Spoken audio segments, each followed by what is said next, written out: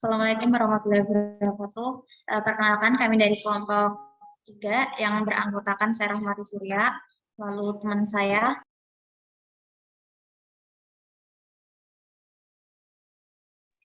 Mandiran Pratama Putra.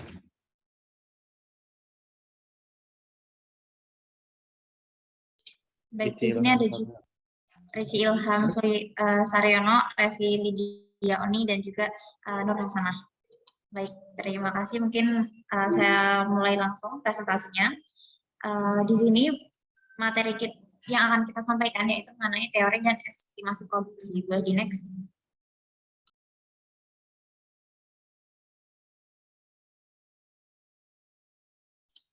Baik, the organization of production atau organisasi dalam produksi. Nah, produksi sendiri itu mengacu pada transformasi input atau sumber daya yang menjadi output barang dan jasa gitu. Nah, di sini untuk menghasilkan suatu output gitu ya, kita membutuhkan input, yaitu input di sini itu sumber daya yang digunakan dalam produksi barang dan jasa. Nah, input ini diklasifikasikan menjadi input tetap atau fixed input dan juga variable input. Input di sini misalnya seperti tanah, gudang, lalu ada karyawan, dan juga ada modal gitu. Nah, untuk fixed input sendiri atau input tetap itu input yang tidak dapat dengan mudah diubah selama periode waktu yang dipertimbangkan. Nah, untuk fixed input ini contohnya seperti tanah, gudang yang tetap gitu ya untuk periode jangka panjangnya. Sedangkan variabel input di sini itu input yang dapat divariasikan dengan mudah dan dalam waktu yang sangat singkat, misalnya seperti modal ataupun jumlah karyawan gitu. Nah, untuk jangka waktu dalam periode waktu input di sini itu ada periode jangka pendek dan juga jangka panjang. Nah, untuk periode jangka pendek atau short run yaitu jangka waktu di mana setidaknya satu input itu tetap. Sedangkan long run atau jangka panjang yaitu periode waktu ketika semua input variabel itu digunakan gitu. Boleh di next. Nah, production function with two inputs atau fungsi produksi dengan dua input. Nah, fungsi produksi di sini merupakan persamaan tabel atau grafik gitu ya yang menunjukkan output maksimum suatu komoditas yang dapat diproduksi oleh suatu perusahaan per periode waktunya dengan setiap set input. Nah, untuk mempermudah itu kita asumsikan bahwa perusahaan itu hanya memproduksi satu jenis input dengan dua input gitu ya. Input yang digunakan yaitu modal dan juga tenaga kerja. Jadi persamaan umum untuk fungsi produksi ini yaitu I itu output sama dengan F dikali L dan juga K. L di sini itu ada tenaga kerja, labor, dan K capital itu modal. Boleh di next. Dan di gambar ini di tabel, maaf boleh di back dulu. Ya, terima kasih. Untuk fungsi produksi di tabel ini itu kan I menunjukkan output hasil yang dapat diproduksi ya. Dengan kombinasi tenaga kerja yaitu labor L dan juga K modal itu tuh bisa dikombinasikan gitu, bisa diganti. Misal untuk menghasilkan 12 output kita bisa menggunakan 3 labor dan juga 1 modal, ataupun kita juga bisa menggunakan 1 labor dengan 4 modal. Jadi tergantung yang akan dipakai adalah jumlah input yang paling minimum dengan output yang paling maksimum. Boleh di next.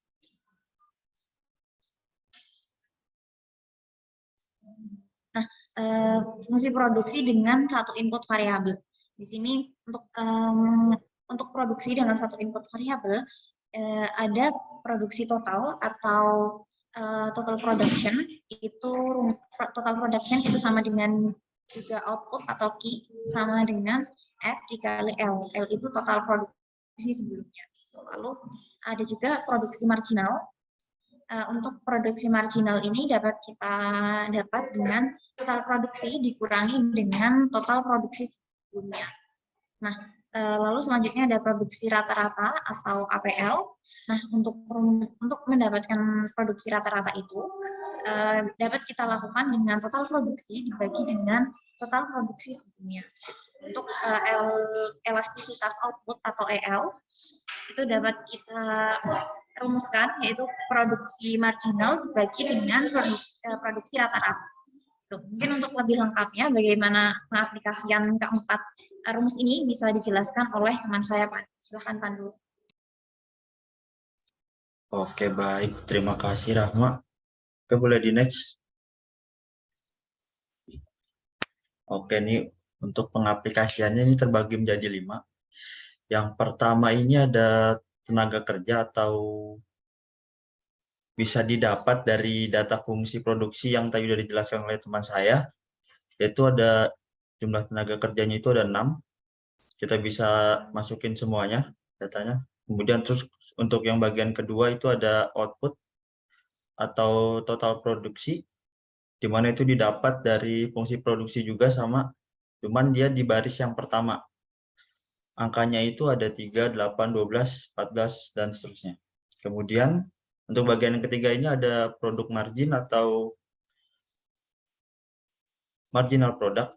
Rumusnya itu adalah MPL sama dengan TP, total product, dikurangi L. L-nya ini total produk sebelumnya. Jadi, semisal total produk pada jumlah tenaga kerja yang pertama itu kan 3. Karena dia baru pertama kali, sebelumnya kan berarti belum mempunyai total production. Jadi kita anggap itu 0. Jadi kemudian aplikasinya tinggal 3 dikurang 0 sama dengan 3 dan begitu seterusnya. Kemudian untuk bagian yang keempat mencari produk rata-rata atau EPL-nya, yaitu bisa dicari dengan total production dibagi L. L-nya di sini itu adalah jumlah tenaga kerja. Jadi semisal total production-nya itu 3, tinggal dibagi 1 dengan jumlah tenaga kerjanya. Jadi sama dengan 3. Terus 8 dibagi 2 sama dengan 4 dan begitu seterusnya. Untuk yang kelima adalah elastisitas. Atau rumusnya itu IL sama dengan MPL dibagi EPL. Jadi tadi kita udah menemukan MPL sama EPL-nya, tinggal kita bagi aja. 3 dibagi 3 sama dengan 1, 5 dibagi 4 sama dengan 1,25, dan seterusnya. Next. Kemudian yang berikutnya ini, setelah kita menemukan produk marginnya, rata-rata produknya, dan total produksinya, kita kemudian bisa membuat kurva dari ketiga tersebut. Yang pertama ini adalah kurva produk total, di mana letak tertinggi dari kurva produk total itu ada pada 4L dan 5L, dengan kisaran nilai 14, dua-duanya sama. Kemudian untuk yang kurva produk marginal dan rata-rata, itu kita bisa ambil di mana kurva MPL diplot di tengah-tengah antara unit tenaga kerja berurutan yang digunakan. Lalu kurva MPL meningkat sampai 1,5 L dan kemudian menurun dan menjadi negatif setelah melewati 4,5 L atau pada titik J maupun yang meningkat tadi pada titik G. Lalu dengan waktu tenaga kerja yang dibagi secara kontinu, kita jadi mempunyai ini kurva produk total, marginal, dan rata-rata, di mana kurva MPL ini naik sampai titik G tadi, kemudian menjadi 0 pada titik J dan setelahnya negatif, kemudian kurva MPL itu naik pada sampai titik H, dan setelahnya itu menurun, tapi dia masih tetap positif sampai titik F. Nah, untuk tahap 1 produksinya itu, tenaga kerja berhubungan dengan bagian kurva EPL. Lalu tahap keduanya itu mencakup kisaran antara EPL maksimum, yaitu pada H, sampai dengan pada saat MPL-nya 0, yaitu pada huruf J. Nah, untuk tahap ketiganya terjadi pada saat MPL negatif. Setelah J ke bawah itu tahap ketiga yang terjadi. Next. Yang berikutnya ada penggunaan input variabel secara optimum. di mana tambahan penerimaan yang dihasilkan dengan penggunaan tambahan unit tenaga kerja disebut produk pendapatan marginal atau marginal revenue per product dari tenaga kerja atau MRPL, di mana MRPL sama dengan MPL dikali MR. MR ini marginal revenue. Dan di sisi lain, tambahan biaya karena menambah unit tenaga kerja atau biaya marginal sumber daya atau marginal resource cost tenaga kerja adalah sama dengan peningkatan biaya total perusahaan akibat menambah unit tenaga kerja. Rumusnya ada MRCL sama dengan delta TC dibagi delta L. Next.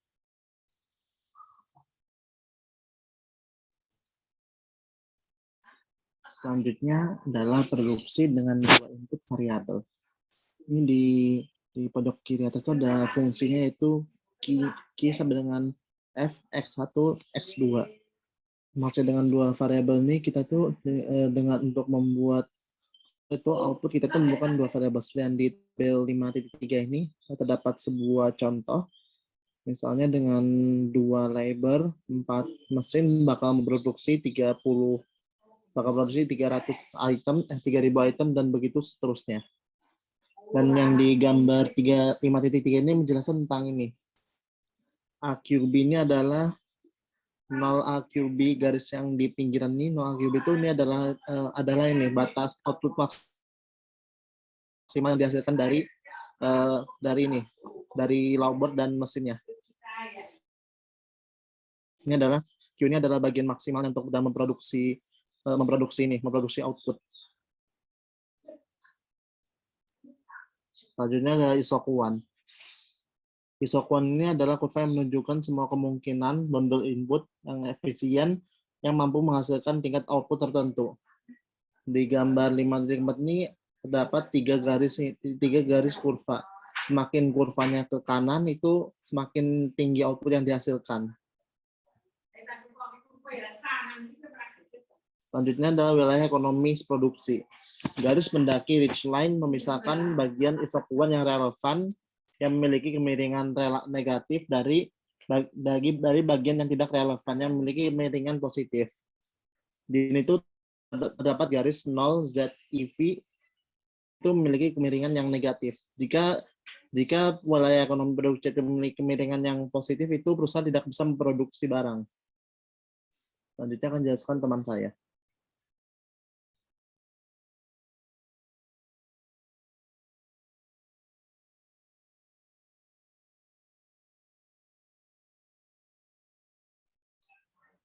Di sini ada tingkat margin dari substitusi teknis untuk tetap berada di wilayah ekonomis, maka jika perusahaan ingin mengurangi modal, maka labor harus ditambah. MRTS sama dengan min delta K per delta L sama dengan MPL per MPK. Slide selanjutnya.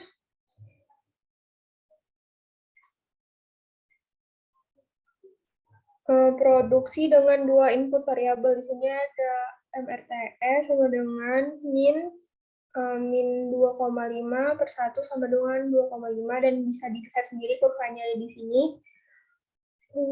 Slide selanjutnya.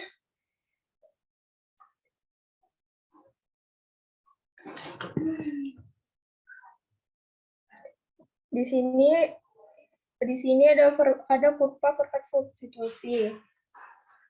Kurva perfect substitusi adalah kondisi di mana dua barang dipandang identik baik dari segi fitur, kualitas maupun dari elemen produk lainnya.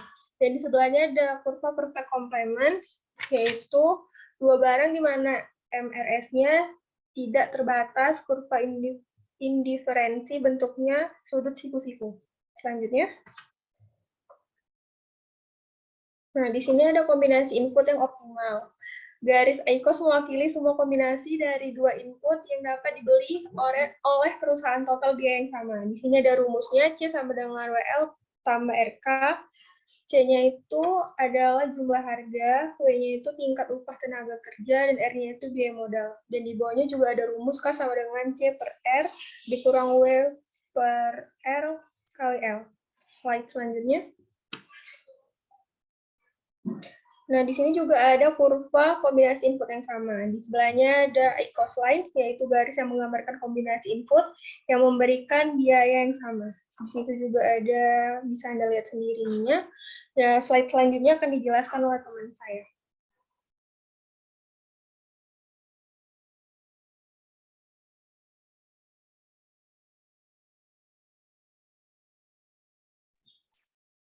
Next. Selanjutnya ada efek perubahan harga input. Di dalam grafik ini dengan C sama dengan $100 dan W sama dengan R yaitu $10.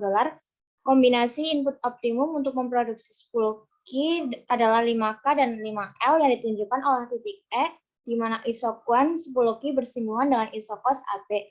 Pada titik E ini rasio K per L sama dengan 1. Kemudian jika R tetap sebesar $10, tetapi W turun menjadi $5, perusahaan dapat mencapai isokuan 10Q dengan C sama dengan $70. Kombinasi optimum K dan L ditunjukkan oleh titik R, di mana isokos A kali B bersinggungan dengan isokuan 10Q dan K per L sama dengan 3/8. Next. Selanjutnya ada skala hasil atau return to scale, merupakan derajat sejauh mana output berubah akibat perubahan tertentu dan dalam kuantitas semua input yang dipakai dalam produksi. Dalam skala hasil ini terdapat 3. Yang pertama adalah skala hasil tetap atau constant return to scale, yaitu jika kuantitas semua input yang digunakan dalam produksi ditingkatkan secara proporsional. Yang kedua ada skala hasil meningkat atau increasing return to scale jika output meningkat dalam proporsi yang lebih besar. Kemudian yang ketiga ada skala hasil menurun atau decreasing return to scale, yaitu jika output menurun dalam proporsi yang lebih kecil. Next. Sehingga dapat dimulai dengan fungsi produksi umum, yaitu Q sama dengan F dalam kurung L kali K, kemudian lambda Q sama dengan F dalam kurung H L HK. Jika lambda sama dengan H, maka F sama dengan constant return to scale. Jika lambda lebih besar H, maka F sama dengan increasing return to scale. Jika lambda lebih kecil dari H, maka F sama dengan decreasing return to scale. Pada gambar skala hasil yang sebelah kiri, yaitu skala hasil tetap, menunjukkan bahwa output bertambah 2 kali menjadi 200 Q pada titik B. Kemudian pada grafik yang tengah menunjukkan bahwa output meningkat menjadi 3 kali lipat, yaitu 300 Q. Sehingga diperoleh skala hasil meningkat. Kemudian yang terakhir ada output meningkat menjadi 150 Q, yaitu pada titik D, sehingga kita memperoleh skala hasil menurun. Next. Selanjutnya ada fungsi produksi empiris. Estimasi produksi secara empiris menggunakan fungsi Cobb-Douglas, yaitu Q sama dengan A kali K pangkat A dikali L pangkat B. Kemudian fungsi Cobb-Douglas dapat diperoleh melalui analisis regresi yang ditransform menjadi, bisa dilihat di PPT, yaitu in Q sama dengan in A in K plus B in L. Kemudian untuk mencari MP labor dan kapital dapat dihitung sebagai berikut, yaitu MP K sama dengan Q per K sama dengan A kali A kecil kali A besar, kemudian dikali K pangkat A min 1, kemudian dikali L pangkat B sama dengan A kali K per Q. Begitu juga dengan MPL, juga bisa dilihat di PPT. MPL dan MPK dipengaruhi oleh jumlah labor dan kapital yang digunakan dalam sistem produksi. Kemudian konstanta A dan konstanta B merupakan angka atau besarnya elastisitas output terhadap kapital dan labor. Jadi jumlah dari A plus B menunjukkan ukuran besarnya return to scale. A plus B sama dengan 1, yaitu constant return to scale, seperti yang dijelaskan pada slide yang tadi. Kemudian next. Kemudian inovasi daya saing global. Inovasi produk merupakan pengenalan produk baru atau yang telah dikembangkan, yaitu yang pertama ada inovasi produk yang berarti determinan yang penting bagi daya saing perusahaan. Inovasi produk berarti pengenalan produk baru atau yang telah dikembangkan. Kemudian inovasi proses yaitu pengenalan proses produksi baru yang telah dikembangkan. Kemudian yang kedua ada sistem produksi tepat waktu atau just-in-time production system yang didasarkan pada keharusan ketersediaan setiap bagian atau komponen hanya pada saat dibutuhkan. Selanjutnya ada computer aided design (CAD), desain dengan bantuan komputer yang memungkinkan para teknisi penelitian dan pengembangan untuk mendesain produk atau komponen di layar komputer. Melakukan eksperimen secara cepat dengan desain alternatif dan menguji keandalannya pada semua di layar komputer. Kemudian ada Computer Aided Manufacturing, CAM, yaitu produksi dengan bantuan komputer yang mengeluarkan instruksi terhadap jaringan dari perangkat mesin yang diintegrasi untuk memproduksi prototipe produk tersebut. Next.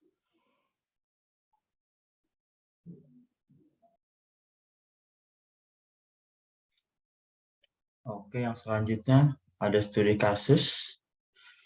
Di sini studi kasusnya itu adalah sebuah perusahaan Ascot yang memproduksi alat tulis menyewa konsultan untuk memperkirakan fungsi produksinya. Konsultan menyimpulkan bahwa Q sama dengan 0,9 Pi plus 0,06 L, di mana Q adalah jumlah pon alat tulis yang diproduksi oleh perusahaan Ascot per tahun. Dan L adalah jumlah jam kerja per tahun, serta P adalah jumlah pon kertas yang digunakan per tahun. Untuk soalnya sendiri itu ada 3. Yang pertama adalah, apakah fungsi produksi ini mencakup semua input yang relevan? Jelaskan. Kemudian yang kedua, apakah fungsi produksi ini tampak masuk akal jika diterapkan pada semua kemungkinan nilai L? Kemudian yang terakhir, apakah fungsi produksi ini menunjukkan hasil marginal yang semakin berkurang? Next.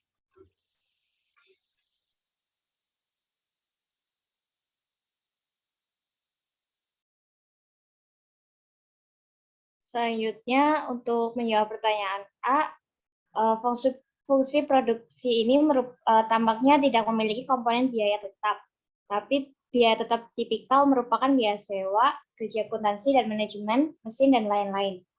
Next.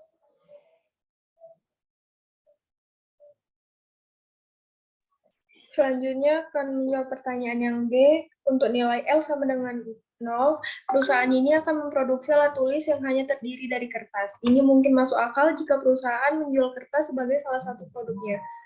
Hal lain yang perlu diperhatikan adalah bahwa produk marginal tenaga kerja adalah angka tetap yang sama dengan 0,6. Ini berarti bahwa setiap pekerja akan memberikan kontribusi jumlah yang sama untuk produksinya. Ini sangat tidak masuk akal, mengingat untuk jumlah pekerja yang lebih besar dari 1, spesialisasi dapat memungkinkan pekerjaan menjadi lebih produktif, dan dengan demikian meningkatkan output per pekerja. Selain itu, untuk jumlah pekerja yang lebih besar memadati ruang dan membanjiri sumber daya, tetap dapat menyebabkan berkurangnya produktivitas pekerja yang juga disebut hasil marginal yang semakin berkurang. Selanjutnya, Untuk pertanyaan yang C, yaitu apakah fungsi produksi ini menunjukkan hasil marginal yang semakin berkurang? Nah, fungsi produksi ini tidak menunjukkan hasil marginal yang semakin berkurang, seperti yang kita lihat di atas tadi, bahwa produktivitas pekerja itu tetap sama untuk semua tingkat output. Jadi, fungsi produksi ini itu menunjukkan pengembalian marginal yang konstan. Boleh next. Baik, sekian presentasi dari kelompok kami. Wassalamualaikum warahmatullahi wabarakatuh. Terima kasih semuanya.